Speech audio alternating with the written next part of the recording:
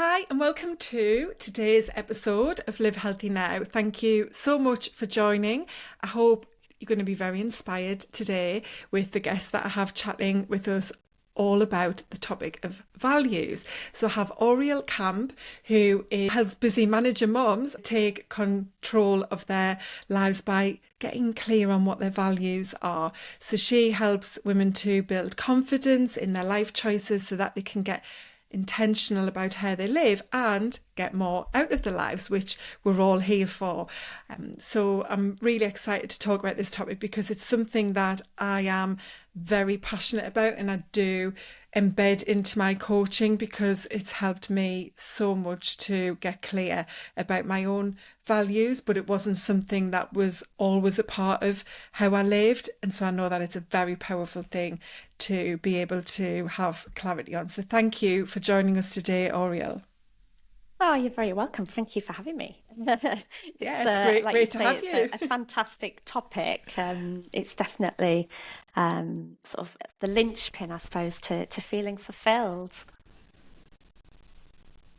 Exactly. And I really believe that fulfillment is what makes you feel successful, which makes you feel happy. It's not that, achieving some high success in your career or earnings or things like that, the materialistic things will lead to the happiness. It's about that fulfillment, as you say. So we'll tap right into that. But before we do start on values, I like to ask our guests to share what their most impactful healthy habit is. Most impactful. I wasn't expecting this. My most impactful healthy habit, I think it's probably, do you know what? I think it's self-compassion. So it's not necessarily a healthy habit in terms of diet or in terms of sort of nutrition or exercise. I suppose it's a healthy habit in terms of mindset.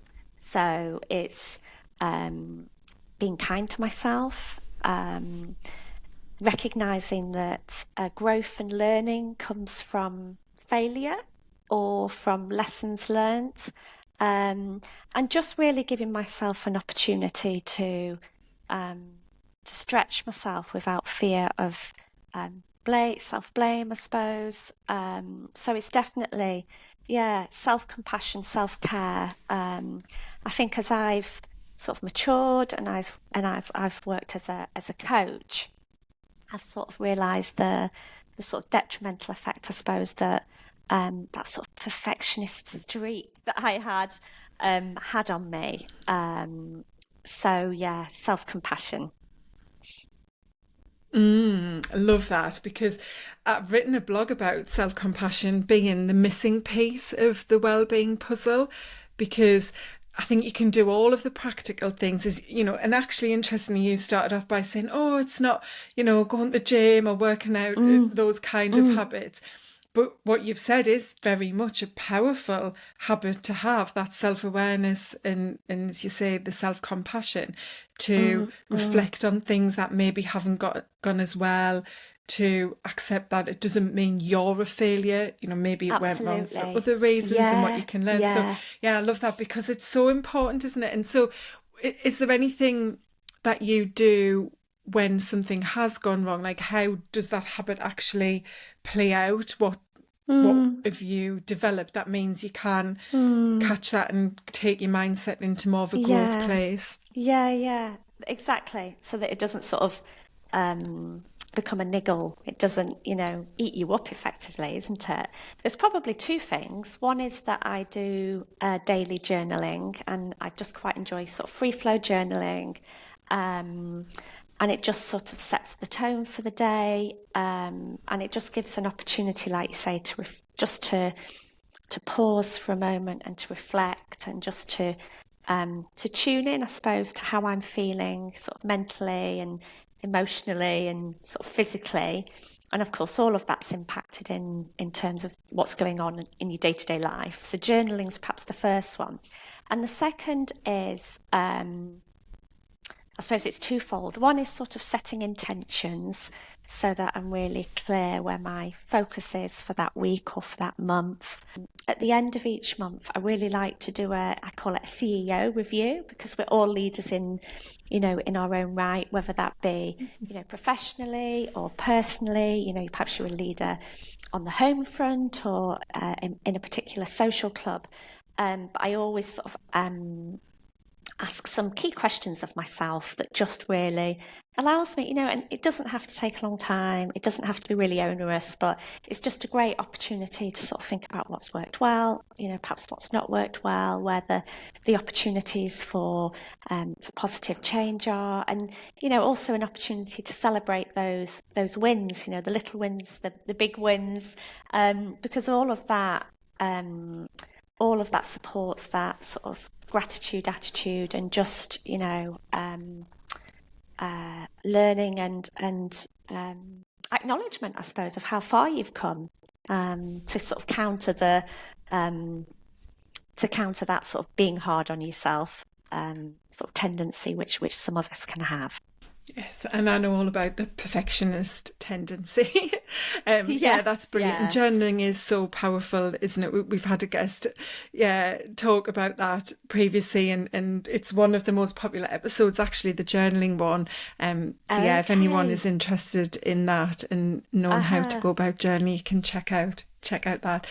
So to get started then on values, I'd love to just ask you to explain what they are, because I think it's a term that isn't commonly used, unless you've been in a corporate environment in a role that's maybe, working on strategy or business planning. It's probably something that in your normal day-to-day life you just haven't heard about. So get us set up from the start with what values are. Yeah, definitely. So, like you say, I think an appreciation in the first instance of values is really important. So before you actually work out what they are for yourself. So values are effectively principles. So they're the things that are important to you, the things that matter to you in life. And perhaps I'll give some examples of what they are just to sort of make it a little easier to sort of understand. So there's a whole host of values. You can Google values and you'll get list upon list upon list. But the type, if I give you sort of just a few examples, one might be achievement or adventure, love, loyalty. It might be that family's really important. That's a key value for you. Perhaps it's having fun, integrity. It might be security. So, there's all of those things going on, all of those values sort of bubbling. And the key is to really have an appreciation of which of those values are the most important to you, so that you're not sort of completely scattergun trying to fulfill all of them. But also, taking the time to think about what it is about each of those values that is important to you, because it's really subjective, isn't it? So, with my sense of adventure as an example, it's not likely to be the same as yours, Nicola. So, for me, a sense of adventure might feel quite it might feel like I'm sort of taking myself to the sort of stretch zone, quite wild, but you might look at that and think, do you know what? That's really, that's quite calm, that's quite constrained, quite tame, maybe. I'm going to go off and do bungee jumping. Whereas for me, that would be far too much. That would not be the sort of the adventure sort of that I would want fulfilled. So it's just really sort of digging down and understanding, what is it about adventure that's important to you, and what is it about that, you literally, it's like the sort of the layers of an onion, I suppose, and sort of peeling them back and then working out, what the crux of it is, why that is just so important to you. Yeah, and I love that. And you gave some great examples there on them. And as you said, it can be, no, that's a good example, but it can be anything, can't it? There's so many different things, the list is literally endless. And so then, you've given some tangible examples of what values might be. Like, why are those values things you need to know about yourself And how do they Mm, contribute to you living a happy and fulfilled life? mm. I mean, without values, it's like um, not having your North Star, not having your vision, not appreciating uh, where you want to be, having that compelling future. And that's not, taking away from the present and what you've got now, but it really sort of helps shape and mold um, your choices and your behaviours, and it having that sort of sense of alignment and that sense of fulfillment um, gives you that inner peace, I suppose, that contentment. Um, and ultimately, I suppose it's about being genuine and about being true to you. There's a big thing, of course, about sort of authenticity, isn't there? So it's about being authentic and about being genuine and actually about honouring your values and honouring your self-worth and um, not just dancing along to the tune of someone else, because as we know as working mums, the juggle is really real, whether that be sort of managing home life, servicing sort of home life, other sort of family commitments, and of course, work as well, whether that be self-employed or employed. There's lots of sort of competing demands, isn't there? So it's about sort of putting those demands in context, and about allowing you the opportunity then to prioritize, so that you are moving in the right direction as opposed to just going off piste and being pulled from pillar to post, really. So I suppose values actually anchor you, they anchor you and they're a compass. Yeah. And so then the flip side to not having values, like for you, was there a point in your life where you didn't know what your values were, and how was that, having a detrimental effect on your happiness and fulfillment? Definitely. And I can actually sort of pinpoint that moment, Nicola, where it felt like the stack of cards just going. So for me, it was, excuse me, it was after having my son. So he's 12 now. So, until that point, I'd been extremely driven and career orientated in sort of quite a traditional um, sort of way. I'd really pushed myself, and I'd worked for lots of different sort of promotions, and I'd sort of gradually moved up the career ladder. And I got to sort of assistant director role, and then I was looking to become a director when going back from maternity leave. I was like, right, that's the next thing that I'm working towards. Um, and then I got to that point, and I went to interview, and I just thought, I just didn't. I didn't present well. I didn't put myself across well, and actually, I came home at the end of that, and I thought, I don't want it. I don't want that job role, and I don't want that lifestyle anymore. I think I'd had 12 months off for maternity. And it was honestly an awakening. I was in the garden, I was enjoying the seasons and the weather, and there was an opportunity to be really mindful. And I think I'd felt very limited previously, in terms of sort of life work balance. I remember looking at myself in the mirror thinking, oh, you look so great, being one of those people that lived for the Friday, dreaded the Sunday. And actually, whilst I was conscientious, being that perfectionist, and I did a good job, inside I just felt it was just soulless, and it massively impacted I felt at the time, my relationship with my son. He was only a baby, but he was first in nursery, last out. And so it was at that point I just sort of stopped and decided that I needed to take some time to think about, what was next. And actually I went to a career coach, and sort of said to her, you really need to challenge me on what's important, because something's not working. I'm not sure, but something's not working, and I need some change. And that's where I realised it was at that point that I realised that when we talked about values, that were my life was not marrying up at all with the values that I had now. So they did, in my 20s and early 30s, that lifestyle did, in terms of that, status was a big value for me, in terms of sort of accomplishment, and the security of the salary, the good salary. And then, having Elliot, it's like status didn't matter. I love the fact that I'm a self-employed coach now, but it's a different, that's not a key driver for me. So so that was the moment. But I think there had been a niggle for a few years prior, that something just wasn't sitting comfortably.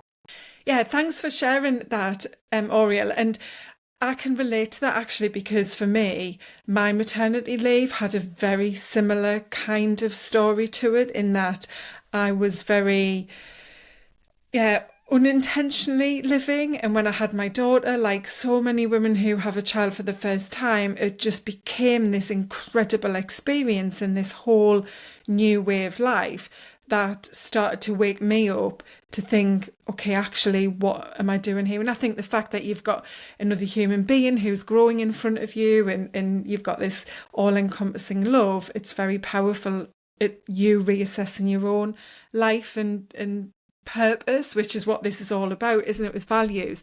And so for yourself and others that you work with, when they are didn't know your values, and you aren't feeling as fulfilled and happy, kind of what's then the risk to your health and well-being? How did that play out for you in your situation? I mean, it's absolutely, like you say, you can relate. It's massive, isn't it? So, it hits you at the core, really, if there's that sort of sense of misalignment. So, you can experience, perhaps in the first instance, sort of a sense of discomfort or rub, perhaps a degree of irritation, that you're that the life that you're leading isn't making you happy. So it can start as perhaps as, like I said, a niggle. It can start as a niggle, as a frustration, and as an irritation. And then, of course, it can snowball, and it can roll, and it can grow to more of a feeling of discomfort and anxiety, and potentially stress, and then burnout. If that misalignment is just, you can't sustain that for that sort of long period of time, really. So, it can impact, obviously yourself, your body, in terms of the sort of the stress impact. You might experience that fight or flight. So, I know I personally, and other mums that I've worked with, had that sort of fight or flight, sort of perhaps heart palpitations, needing to sort of take yourself out of that situation into a toilet cubicle in the workplace. So there are lots of sort of physical, it can manifest itself physically. And then, of course, there's that sort of overspill, into your personal life, because you spend so much time at work, don't you, that, if you're happy at work, you'll perhaps mention it a bit at home, and you talk about the good stuff that's going on. But, in exactly the same way, if you're unhappy, you might chew the cud with a friend or, a partner at home. And of course, if you're unhappy, it's likely to spill out into your relationships, not just with yourself, but with your family, with your kids. And it can impact your sort of sense of judgment. It's just enormous, really, absolutely enormous. And it's that whole mind-body connection piece that I focus Completely. on. Yeah, and what's going on in your mind when you're thinking, I don't like doing this. And just to call out, actually, at this point, values aren't just about work. This is you and your total being, isn't it? It's every part Absolutely. of who you are. And so if you aren't even aware of what matters to you, and therefore living in a way that is giving you what is important to you, and as you say, what you value, then that can be very disruptive to your mental health, and then comes out, as you said, manifest itself in very symptomatic things physically. I know certainly for me, I experienced migraines, persistent migraines for a long time, you know, to the point that I had to be referred and have an MRI scan, and I was convinced that I had a brain tumour, because I was like, how can somebody have this pain in their head every single day? And it went on for a long time, to the point that I you know, really believed there had to be something wrong. And you know, through various other things that went on as well. And then when I got to that point of realising I had to get clearer about who I was and what mattered to me, and it was a very long journey. But in retrospect, you can look back and see when things started to shift, and how once you do feel as though you know what you want and you start to live to make that happen, it's very empowering, isn't it? And that then creates like that confidence. Obviously, you focus on the confidence and clarity that women can achieve when they know those values. And I think ultimately it's all of calm, you know, calm, and control. I think is the big thing for me. I talk about getting in control of your life through your habits, you know, but that starts with, what do you actually want your life to be like? Exactly. And that's your values, giving yourself permission, isn't it, to get off the treadmill, or the, you know, out of the rat race, however you term it. But it's just giving yourself permission to take a step back and, like you say, to look at what's important to you, to look at who you are now, you know, as a mum. You know, you change, like you say, enormously, you know, you yourself personally, but obviously your life and your career are, you know, never the same again. And so it's you know, it's taking it's looking at everything in the whole, isn't it? And like you say, taking control, because it's so super empowering to do that. And then you can make clear and calm and confident choices, knowing that they are the right ones for you, and you're not sort of, I always talk about, you know, jumping from the frying pan into the fire. You know, it's not a knee-jerk reaction, because you're so unhappy, because, you know, the danger is you make those rash decisions, and you move from one place to another, but actually within just a few months you're, you know, as an example, sort of changing jobs. You know, you're in the same place, in a different place with different people, but actually you're in the same place because, again, your values aren't being fulfilled. So it's about making sure that you just take that time, and you take your foot off the accelerator, you know, because we're all encouraged, aren't we, as working mums. We're all complimented on our multitasking skills, but they come in handy. But sometimes you just need to refrain and to focus. Yeah.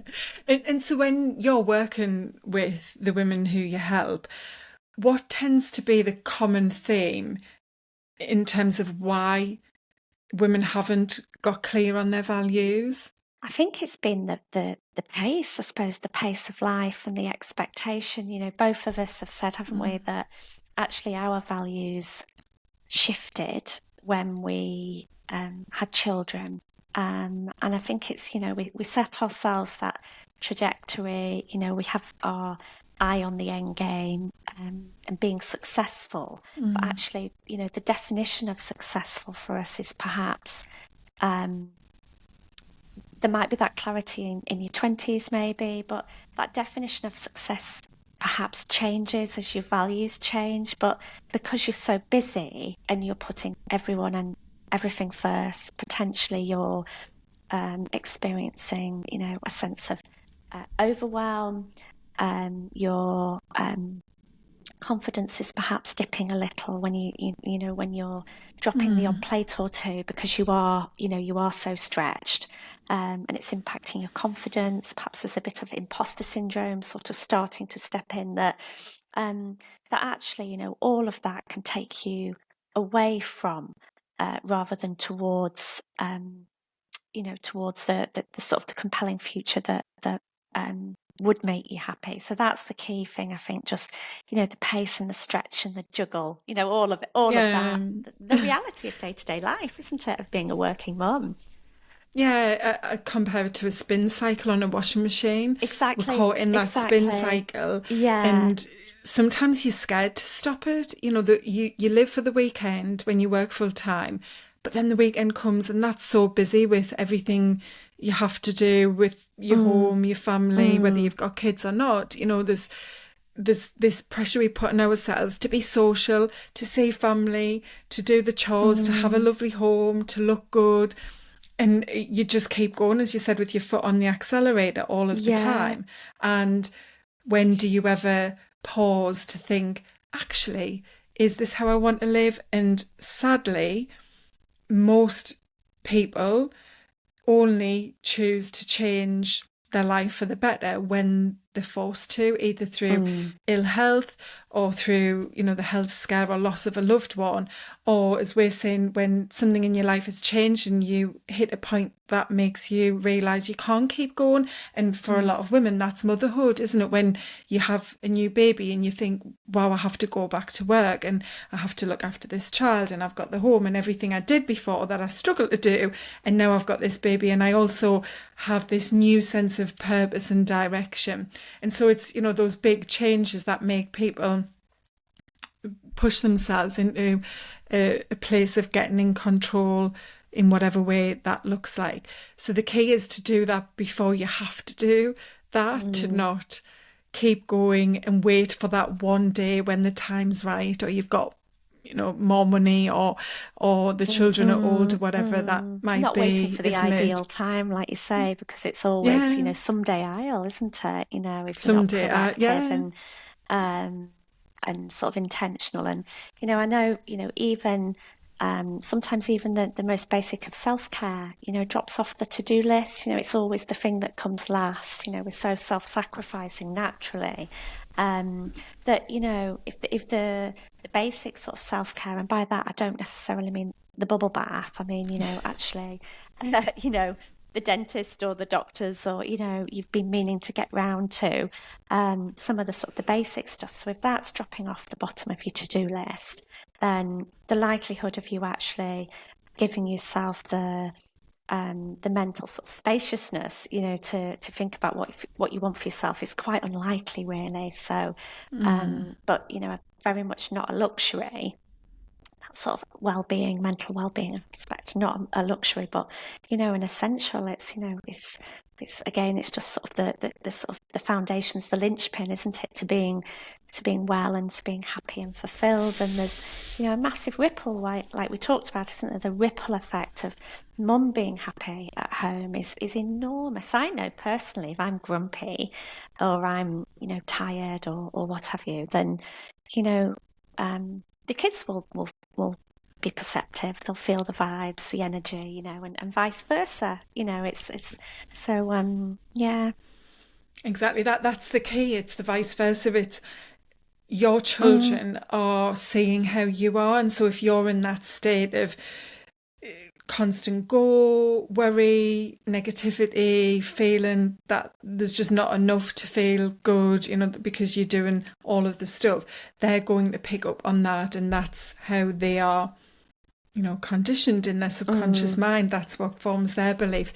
Whereas the opposite is exactly true when they see that you are taking control, that you value yourself, that you know what you need to be able to go out to work, to be able to be happy and share mm, good times together as a family and all of those things that empowers them to understand the value of self-care. And it's what you were saying there, Oriel, it's so contradictory, isn't it, in that we want to have a great life and we want to achieve and do so much, but we we can only do that when we are strong and healthy, and yet we neglect our health because we're so go, go, go. And that's what I'm trying to obviously help people to have their penny drop moment about, to yeah, see that all those things, absolutely. yeah, you're working and striving and hustling Mm, hard for, you're mm, never going to really enjoy them, even if you achieve the career move or the financial goal or the house move or whatever you might have in your own life that you think is going to bring you success and happiness. Even if you did get that thing, you unlikely to feel happy because you're likely to be very run down, frazzled, lacking confidence and enjoyment and fulfillment in everyday life. And that's what it's all about, isn't it? So it's trying to, as we all are here for, have that great one life as much as we can. And that doesn't mean that it's perfect. So one question I did want to ask about values, and when you work with people and they get clear on their values, I can imagine that's a very kind of aha moment. Oh my God, this is who I actually am. And it feels great. But then what comes next? Because it isn't easy for many people to change their life, because lots of us are living very out of alignment to our values. So how do they begin to make those values the way that they're living? And it might be that the values that you have, your personal values, are slightly different to your work values. So it's really good to explore both, and there might be some overlap or there might be a little bit different. But I think once you've got that insight, it's really, really powerful. And I always encourage people to really push themselves, I suppose, because you could have all of them, couldn't you? You could say, well, I want that and I want that, like the sort of the checklist or the shopping list. But ultimately, it's about honing down on the most important ones to you, because once you've got, say, your top 3, then you can really start using them sort of in a really tangible way. So once you've got that appreciation, perhaps of your top 3, what I'd really encourage my clients to do is then really check in with themselves, sense check to see, looking at your life, at your work, just looking at everything in the whole now.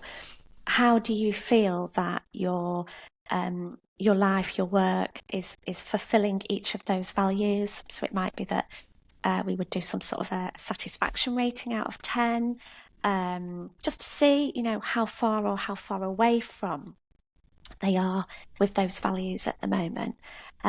We might perhaps explore how much time and energy and focus they're giving to each of those. If they're, not satisfied, you would expect that there would be a gap, a focus gap there. And then once you've got that and you've got that clarity, that sort of benchmark, I suppose, then you can start looking at what the vision is, what you're going to be doing, what you're going to be experiencing, who you're going to be with, really, thinking about the power of visualization and using all of your senses to take you to that place, the ideal place where those values are being fulfilled. And it might be that someone says, well, do you know, I don't think that value is going to be fulfilled by work, but I've got lots going on in my personal life, or there's lots of opportunities to fulfill that sort of. So it doesn't have to be that every one thing ticks every 3 values. It's about the full, it's like the menu, isn't it? The sort of the complement, making sure that across the board, all of that is fulfilled. But it doesn't have to be that, as I say, that, each thing that you do fulfills each of those values, because that could be quite a tricky one, I think, to manage. But then once you've got the vision, then of course you can start setting your intentions, working with your goals, breaking it down, getting unstuck and really sort of taking action, which is of course where I support my clients with as well. It's not just the sort of the top level stuff, it's the practical day-to-day stuff in terms of accountability and taking action, and because no one else is going to do it for you, are they? It's about you, it's about you crafting your own path, really. So and I focus on small steps with my clients, because definitely you can be very overwhelmed by the big changes that you want for yourself, and it can be astounding when you realise what this vision is. And I love how you explained that. It's very powerful to have that vision of you, the future version of you in your life, and really get into that like it's a movie created in your own mind that way. And when you know that, it can be, wow, my life can be amazing and it can feel so empowering and motivating. But then you revert back to the reality of life and where you are and your job and maybe your relationship and your health and your finances and everything. And so then that vision just feels too far from reach. So it's about breaking it down, as you said, into goals and the actions and very small steps. And I would say to someone who's thinking about this and working on getting clear on their values, to then really take small steps, but make sure, to your point, Oriel, about the goal setting and accountability, that you are checking in with yourself regularly to ask, what am I actually doing to help that value be brought to life for me? What am I doing for that value day to day? And just take very, very small steps. And it's those steps that grow and create that new version of you in your life that you have in your vision and you want to move closer to. Yeah, that's a really good point, isn't it? Because life, you can set this amazing vision, you can set yourself goals, but life can then take over again, and your habits, your change can slip, as can be the tendency. So like you say, it's about breaking it really right down into baby steps so that you can see the progress you're making, and you can see that you're starting to sort of move the dial and starting to bridge the gap. And again, going back to that self-compassion, recognizing where perhaps you have a week or two, or, there's a period of time where you do sort of go off track a bit because, life delivers a curveball as it does.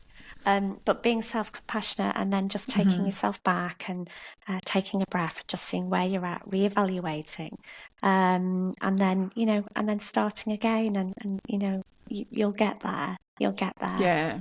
Yeah, and that's a great point to make, circle right back to where we were at the beginning with the self-compassion. And I do talk about this all of the time.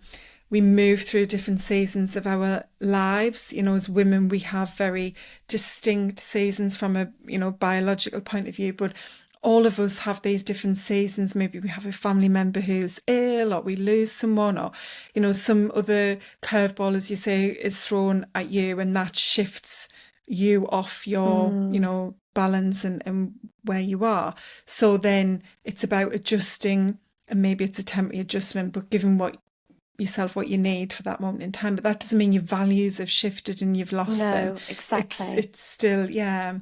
So if someone is thinking, right, I have no idea what my values are, I haven't ever given this a thought, is the one thing you could give them to get started on that in the next couple of days? What they might want to do is just Google it, in terms of it being accessible. Google in the first instance values, things that are important to me. And there's a whole host of stuff online. I would say try not to get overwhelmed by it, but just pick something that sort of jumps out to you. And just, I always encourage my clients in the first instance. I've got something called a guarantee game, and it's where I really try to encourage them not to overthink it, because otherwise you can start getting into the thick of it, and but that one goes with that and that one goes with that, and you can almost have this sort of spidergram, and just it might be that you just get up a list of values on the screen and you set yourself a little timer, just for a few minutes, and you just try and push yourself as quickly as possible to pluck out the three that jump out of the page at you, the three that are the most pertinent to you. And that's, just a really good starter for 10. It's obviously, very high level. There's a lot more work to be done than that, but it's a good starter, it's a bit of a can opener to a bigger conversation, really. So yeah, that might be something that someone wants to do, but it's thinking really about the values, the things that you want to live your life by to feel fulfilled. Yeah, that's a great tip. One of the tools that I use, which I find is very powerful, and maybe you could use this in conjunction with what you've said there, is to then, when you've got those 3 values, think about the end of your life and think about what you would want someone to say about you, and to give, if it was a eulogy, for example, or even yourself, if you knew you were at the end, what is it you'd want to look at and go, yeah, I'm pleased that that's how I lived. And for me, one of my values is the memories that I create with my family. And so that's something that can very easily get lost and caught up in the day-to-day life that we all have. But that's something that I know when I get to the end of my life, I want to be able to acknowledge and say, I did a lot of great things and I've created a lot of memories, not just for me, but for my daughter, special things that we did together, times that we shared, ways that we felt together.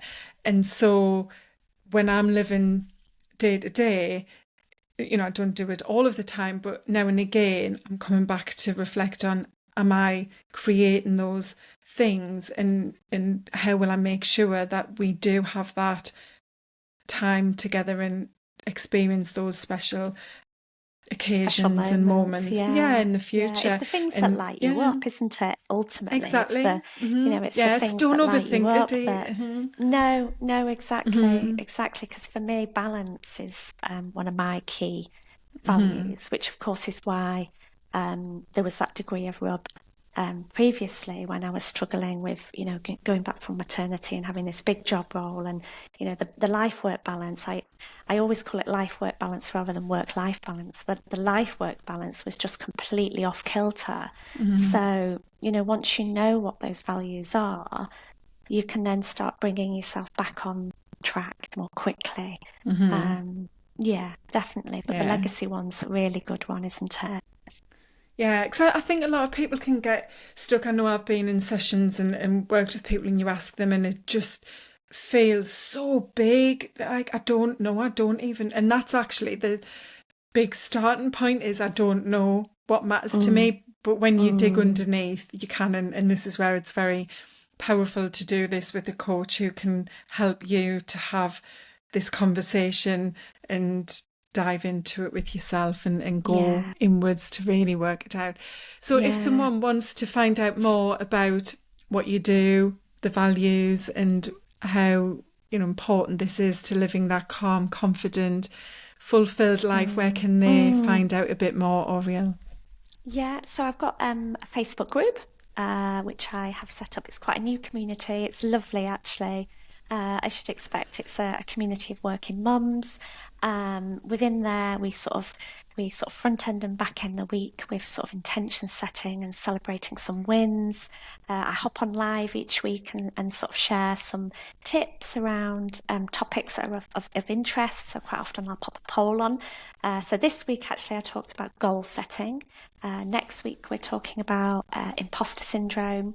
But it's very much a community, I'm encouraging the members of the community to shape it, to go in, ask questions, advice of each other, to share the things that are working as well. So, I'll hop in as host, but it's their group. So that's called the Calm Club for Working Mums. So you can just obviously pop that into Facebook and that'll come up, and I'd love to, to welcome the listeners to the group. And then also, I don't know if it's okay to mention, but I'm actually just launching a group coaching program, which starts in October, sort of the middle to end of October. I'm just having a look at where all the half terms are sitting. But that's a 6-week program called Calmer You. And it looks at connection with yourself and personality profiling, authenticity and alignment, which is all about, of course, values and aligning your life to your values and what you want to have for yourself.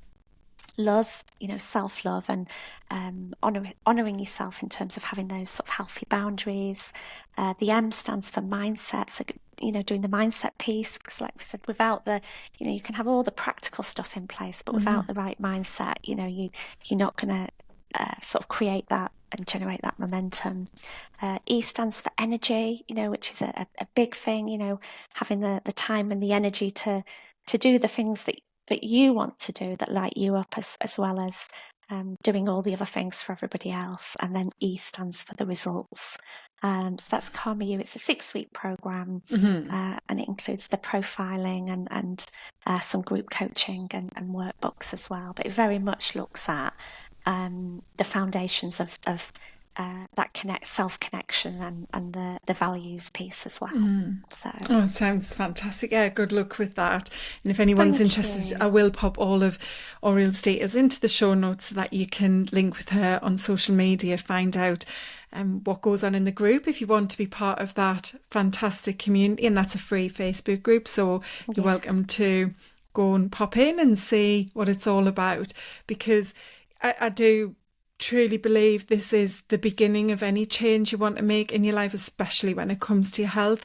You know, the reason why so many people fail when they start out trying to change something and feel better is because they don't know why they're doing it.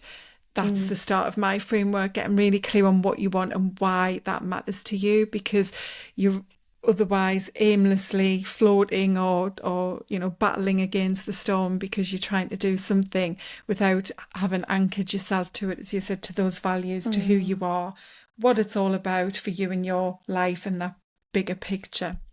So I really appreciate chatting with you today, Oriel, and having you share your expertise and hopefully inspire everyone to get clear on their values, get them mapped out, put them up on post-it notes, and check in how you're doing, whether you're actually making some small steps towards change. Exactly. So thank you. Exactly. It's the baby steps. And thank you very much for having me. I've enjoyed talking to you. It's been it's been good, and it's always nice to reflect back on your own journey as well, isn't it? Sometimes, you know, having those prompts and those reminders. So yeah. Yeah. Great. Thank you. Lovely. Thank you.